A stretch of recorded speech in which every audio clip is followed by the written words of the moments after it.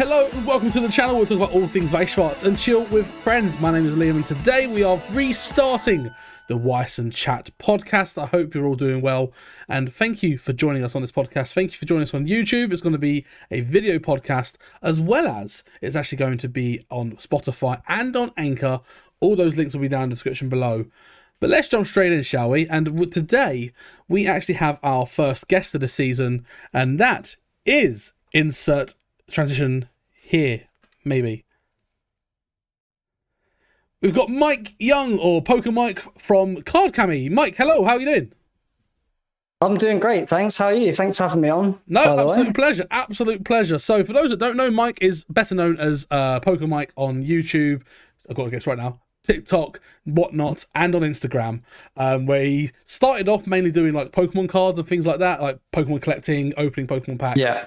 And obviously now you've gone to Weiss Schwarz as well, and then also you started your own online store, CardKami. So I guess let's start from the very beginning. Obviously PokeMike, name's in it, Pokemon. You know, first of all, where was your love of Pokemon card games in the first place? Well, obviously that just came from being around in the 90s, basically, and growing up with it. So that's where that came from. You know, I opened Base Set when it came out. It was in every single school, in every single playground in the UK. So I had some exposures to that and the cards, and it didn't last long, though. That craze came and went in the UK quite quick for the trading cards. But I came back into it a few times, actually. In 2016, when Pokemon Go came out, that was like I remember those cards I had, wonder what they're doing. And I found out about grading and very expensive old vintage cards. And I got into it a little bit then. And then I stopped. I think because I didn't make like an Instagram account, or there wasn't anything socially involved. It was just like I was bought a few items here and there, and then kind of forgot about it. And then I think it was in 2019 when they did the remakes, the Let's Go series on the Switch. Yes. So when that came out, I picked up a Switch that was exclusive that came with that game. And I still had a few things that I bought from 2016. I looked at them and they had gone up in value. And then I just got back into collecting the cards, and I have been since, really, until I transitioned over a little bit to Weiss Schwarz. So actually, jumping straight into that, into your integration into the world of Weiss Schwarz. Yeah. What made you want to get into that? So I've always been in and out of anime myself. So I got into anime when I was probably 14, 15. And that was, that probably would have been around 2004, maybe. Okay. Something around then. So for me, like, I got into Naruto, got into Bleach. They were, the big three back then. I actually didn't watch One Piece, though, because in the UK, they aired it on Cartoon Network and they highly edited it and made it look really rubbish, basically. No, I know what you mean, yeah. So because of that, I never got into it because I always had that opinion of it for some reason. But yeah, Naruto, Bleach. And then from that point, I was kind of, every few years, I was in and out of anime. So I remember coming back and watching... When I first watched Attack on Titan, there was season 1 and 2 out already at that point. Sure, yeah. So yeah, every few years I've kind of dabbled in and out, and then there's lots to watch and lots to catch up on. So yeah, that's how I got into anime. And then obviously with cards, I think I found out about Weiss Schwarz from Rudy Alpha Investments, which is yes, I know Rudy. I know not everyone's I know it's not everyone's biggest fan. But I watched his Pokemon content, and obviously, he does other things. He does Magic the Gathering and things like that. But he's mentioned and opened some Weiss on his channel. Yes. So I found out about it from there, first of all. And then I saw a few people on Instagram who were collecting it a little bit. They had some Attack on Titan SPs. Yes. And I think once I saw them, it was mainly that set, to be honest with you. That well, that was the set that I was like, oh, I do actually, these are really cool. Like, I like cards and I like anime, voice actors' signatures on it. Like, this is cool, right? So I was like, you know what? Let's just collect like volume 1 SPs. There's only 3 of them, and then the trial deck adds up to 4 total. Yeah. And they weren't that expensive back then. It was like 50, 60, 70 pound an SP. Obviously that has changed a lot. So from that point, it went up a lot, and then it came back down after the reprint. But when I got into it, I made the kind of classic mistakes, I guess. Like, I mean, I got lucky. I managed to find some sealed product in the UK, like online, of Attack on Titan Volume 1, of the trial decks, which at the time were like, I don't know, like 3 or 4 years old, maybe. Yeah, I sounds about right. now. Yeah, because so, you know, I picked some of them up and I thought, oh, these would be cool because I can keep them sealed, and long term they might be worth something, or if they're not, they're still like kind of like a rare item. Yeah, sure. I've always liked, in terms of Pokemon, like I've always enjoyed collecting like sealed products. It's always just fascinating for me. Yeah. But yeah, I didn't know about mapping, right? So I picked up these boxes, and then it wasn't, you know, a few weeks or a few months later, I'm like, oh, well, no one's going to want these. Like, I know I've bought them from a store, but if I sold them on later on, like everyone's going to expect that they're dead. So there was a lot of like mistakes like that, I guess I made. But yeah, in the end, I ended up just opening some of them. I actually hit a Levi SP in it, which was pretty cool. Nice. Yeah, yeah. Considering they, you know, had been sat at that store for probably years, it was quite cool that I hit something. So I heavily moved to Weiss Schwarz from that point onwards. I still dabble a little bit in Pokemon, but nowhere near as much. I was going to say Weiss Schwarz. There's so much in Pokemon right now. See, the next set coming out big at the moment in terms of collector's value is obviously Pokemon 151. You know, that's got some massive collector's value into it. Obviously, it's already out in Japanese. It's coming to English, I think, next month, if I remember rightly. Yeah, I think it's September. Yeah, it's before the next set, the Paradox set. But it's like a weird 0.5 set, kind of like what Crown's NF was. It's a holiday set. That's right. Yeah. So I can imagine that's going to be going like crazy. But yeah, I mean, coming back to Weiss, obviously, like, ironically, when you talk about Attack on Titan, that's quite funny for me. That's when I got into the game first time round. So when Attack on Titan first came out was kind of when I first got into Weiss. Although Sword Art Online was my way into Weiss Schwarz. It was my very first deck, Sword Art Online. But when I joined, it was as Attack on Titan was just about to come out in Weiss Schwarz.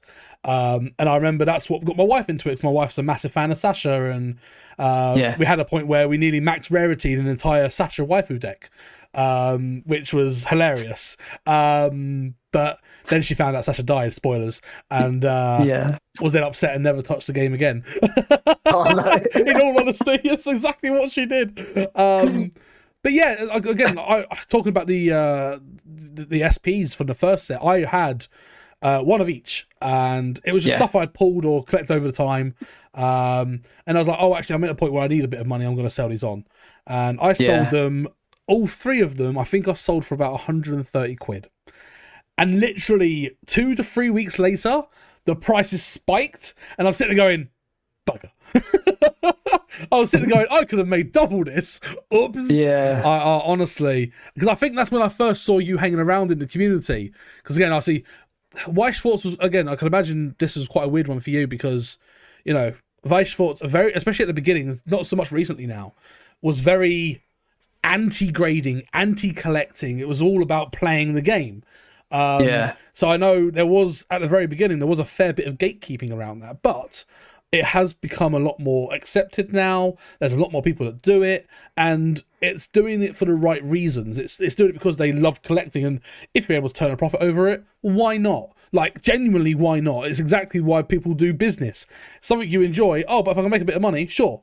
So why is a card game any different? So it always, like, bugs me inside when people's like, oh, collectors this, graders this, blah, blah, blah, blah. I'm like, but we're all part of the same community. Let's just do what we do most or love most and have these Weiss Schwarz cards. So yeah, no, thank you for again talking about like your intro and like your beginnings into Weiss Schwarz, I guess. Yeah. Obviously, part of that as well, obviously, you do make content on YouTube, on Whatnot, on TikTok, and on Instagram, as mentioned earlier. So I know a lot of the streaming you do is via Whatnot, where you tend to do like box breaks and people buy stuff as you're opening it, sort of thing. I've not actually gone onto Whatnot yet, and I know you sent an affiliate link recently, and I should really go onto it because it gives me free money. But Yep. I actually need to check out Whatnot because I stream on Twitch, so it's a very different world to me. And Whatnot seems to be more for those that are doing box breaks and then selling it on, rather than gameplay streams, which is what I do. Would you agree? That's right. Yeah. It's primarily for selling. Yes. It's not like just a generic streaming platform. It is a marketplace essentially. That's cool. To be fair, there are certain situations where I need to get cards and I should really tune into video, especially when you was doing your Hololive 2. I was like, I should really tune in case you point anything I need, and I just didn't. And then I was like, have you got this stuff? And like, no, I sold it. I'm like, so I've missed out. Good job, me. Okay, so yeah, so I guess for you, because like, you're one of the first like streamers, especially for Weiss Schwarz, you're one of the first to actually use Whatnot, if I remember rightly. Like there weren't many before you.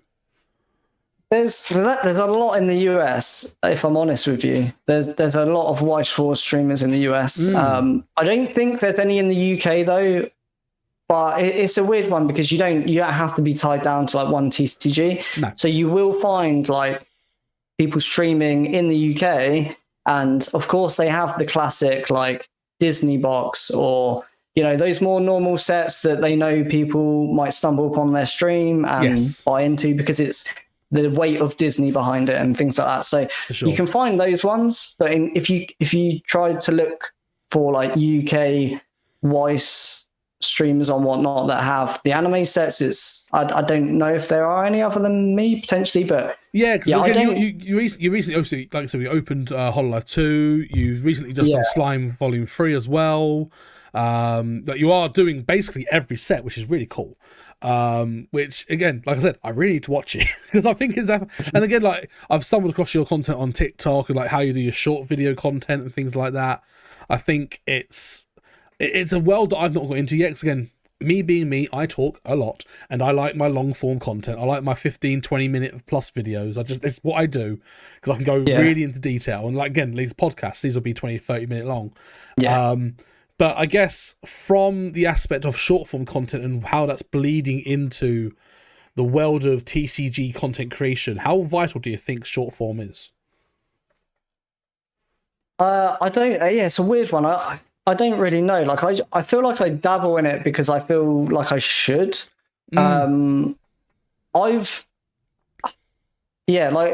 I started Instagram first before anything, before I was, making YouTube. When I first got into Pokemon, I made an Instagram account because there was a community on there and it was a way to share off the things you're collecting, the things you got. Yeah. And then obviously now Instagram has Reels, which is short form content. It's Reels, TikTok, YouTube Shorts. They're all basically the same. It's just a different as well. platform. Even YouTube Shorts, they look all the same. Yeah, they're all the same.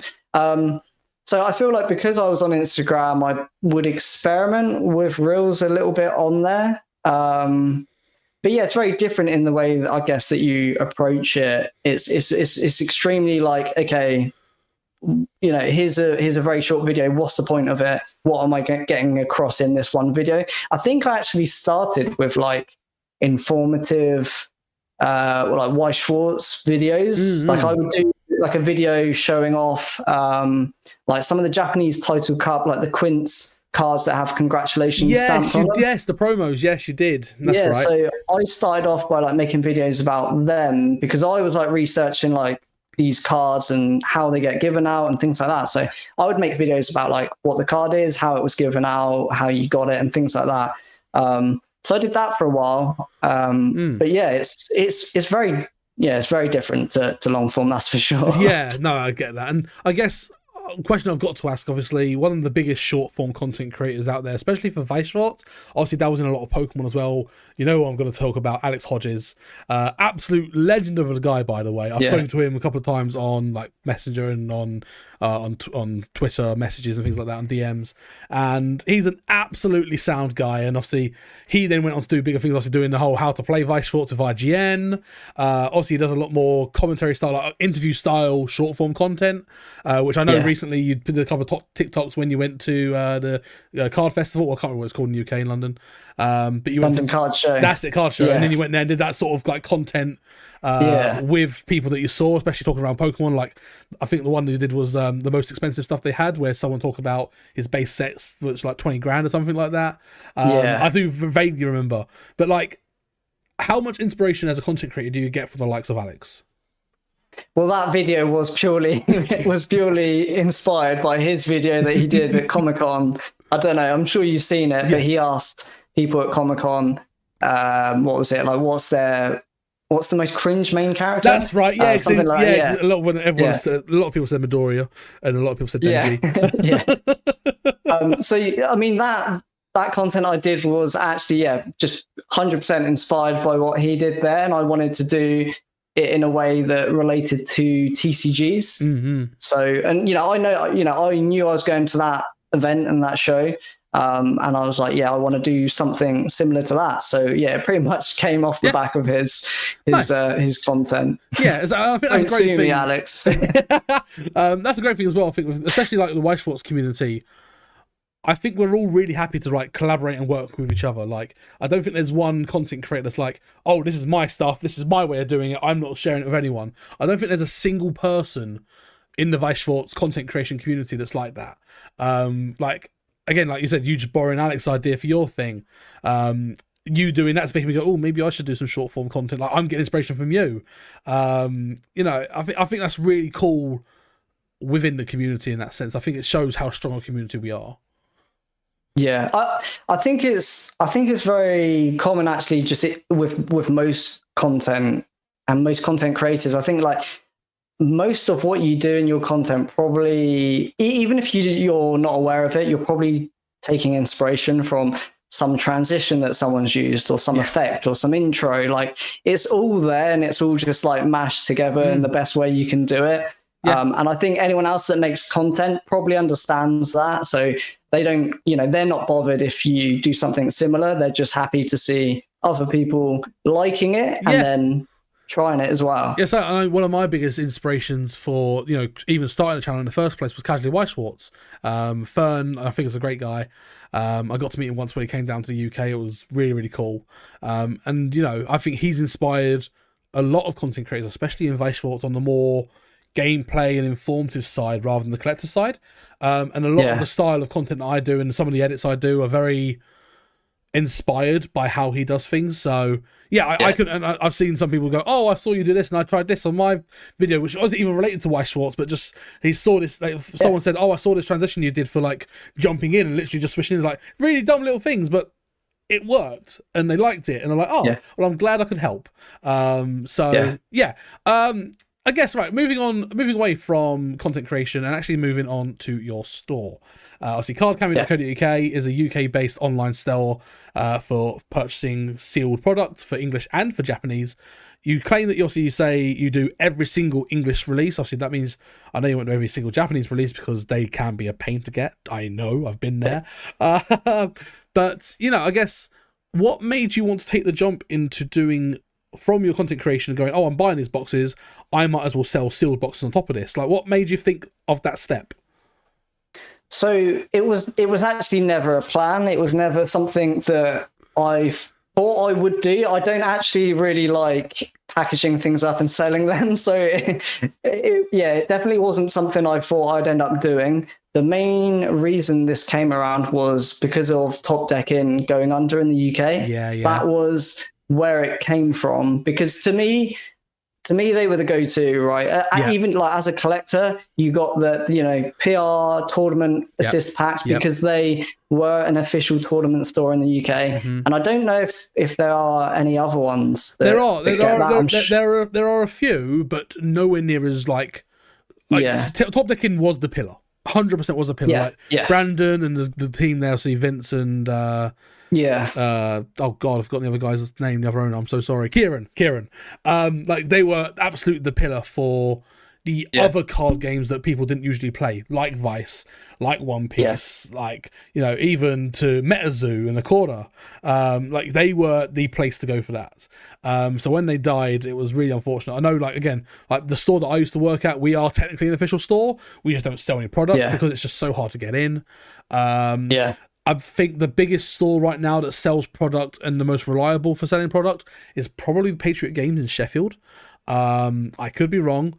Also, I know there's places like Card Den and stuff that are more up north, and like in the Newcastle area. But I think down south, even like the likes of Darksphere, they don't really sell Vice Force product. They just host events, and that's the way with a lot of stores. Stores tend to be, especially like bricks and mortar stores, they will host events, but they won't actually sell the product just because they can't. It's not easy to, or it's not worth them doing it.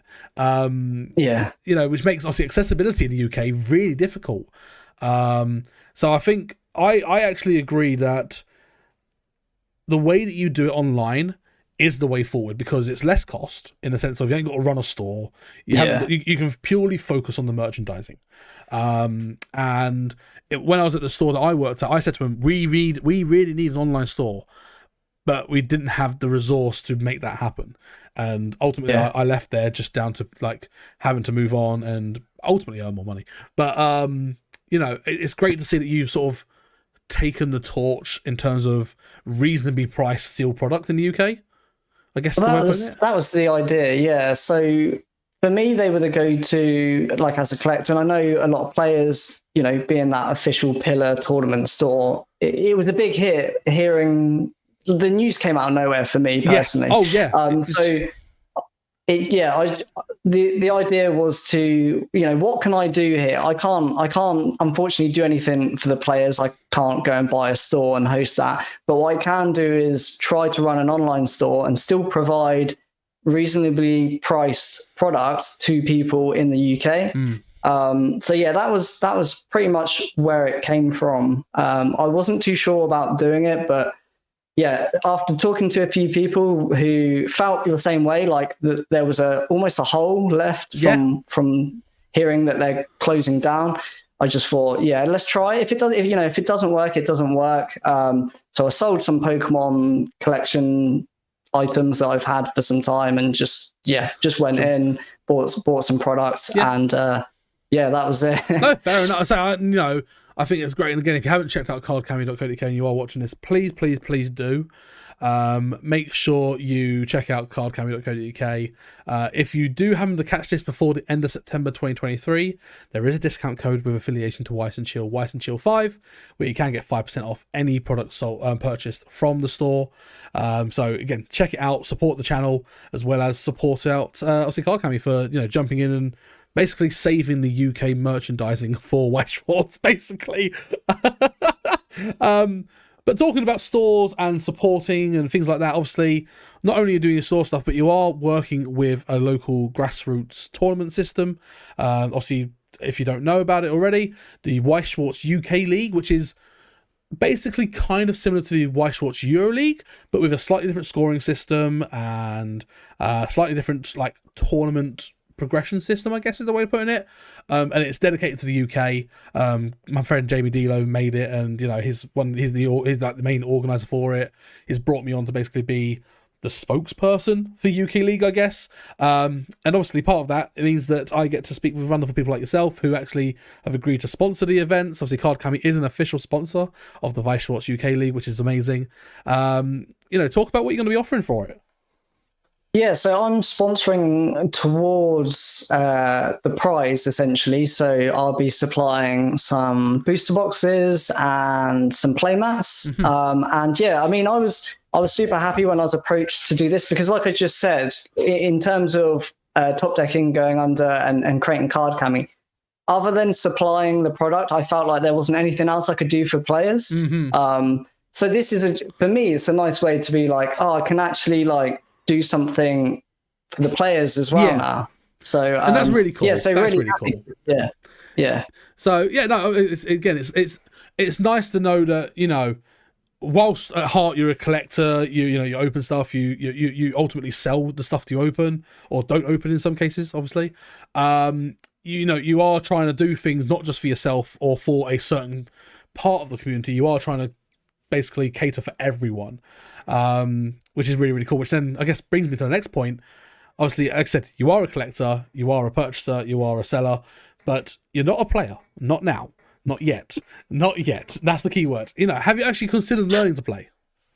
I've considered it, but yeah, I don't think. I know it sounds like an excuse. I don't think I have the time for it, especially at the moment with the store, streaming, and content. Like, but going back before that, you know, I potentially would have had time. But I did try to like learn Pokemon a little bit, and then I don't know. I just realised that that's not where I'm excited.